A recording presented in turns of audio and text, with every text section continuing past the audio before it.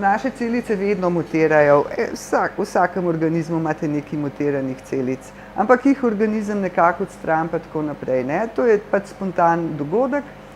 Če pa pride do izpostavljenosti genotoksičnim snovem, to so pa tiste, ki vplivajo na ta material, potem se pa število mutacij začne povečevati in s tem tudi verjetnost, da bo nastala rakava celica. Citostatiki recimo so pa narejeni, da so genotoksični, zaradi tega, ker so narejeni zato, da ubijajo rakave celice. V primeru zdravil recimo je vedno treba pretehtati, a je tveganje ali je korist večja. V tem primeru je zagotovo korist za pacienta večja, kakor je tveganje, zaradi tega, ker so genotoksični.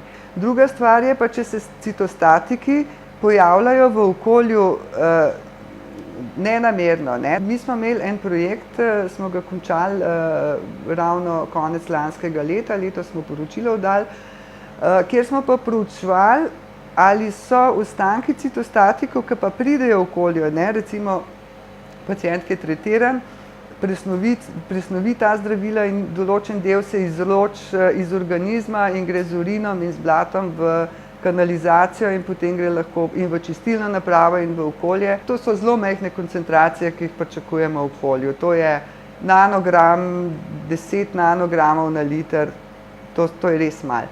No in nas je prav zanimalo, a te majhne koncentracije res lahko povzročijo poškodbe, no in smo pač recimo s testiranjem, v tem primeru smo uporabili ribe in smo jih tretirali 2 generaciji in smo dejansko ugotovili, da že pri 10 nanogramih, če je riba bila izpostavljena preko 2 generacij, povzroči poškodbe genetskega materiala, pa tudi nekatere druge spremembe smo videli, recimo na jetrih, na ledvicah. Na populacijo pa ni vplivalo, tako da je bilo zato kaj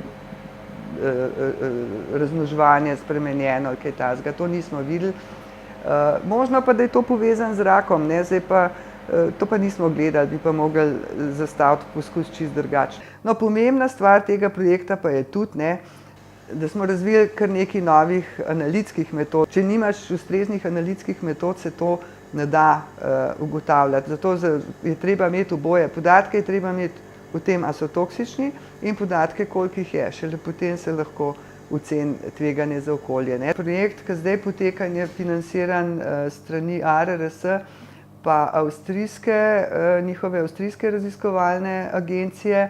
V okviru tega projekta mi želimo pač z različnimi pristopi, z genskim inženirstvom, potem z transformacijo matičnih celic, priti do boljših celic, ki bojo bolj napovedne za to, kaj se potem dogaja v človeškem organizmu pri izpostavljenosti, s čimer se seveda vpliva tudi na zmanjšanje uporabe živali v eksperimentalne namene, kar je izjemno pomembno, ne. Če dobljeni rezultati niso realni, so lahko lažno pozitivni, potem gre to v živalsko testiranje čisto po nepotrebnem, ne. Zato je treba dobiti teste, ki bojo bolj, kako bi rekla, bolj natančni, no. Zdaj ti projekti na področju toksikologije so v veliki meri raziskovalni in veliko teh podatkov je še treba dobiti, zaradi tega, ker regulativa se nagiba k novem načinu vrednotenja varnosti kemikalij na osnovi poznavanja mehanizmov, kar pomeni, da je treba še kar nekaj raziskav, da se bojo te mehanizmi dovolj poznavali, da bo to možno. To so pa temeljne raziskave, ki bi jih mogla financirati družba, ampak danes je vse usmerjeno v industrijo.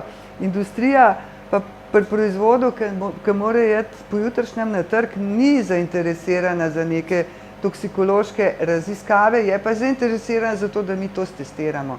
Ampak to je pa vse, to pa ni raziskovalno, res prav znotraj tega področja. Velik izziv je, kako prepričati družbo, da vendarle ne ustavi čisto vseh temeljnih raziskav, sploh na tem področju.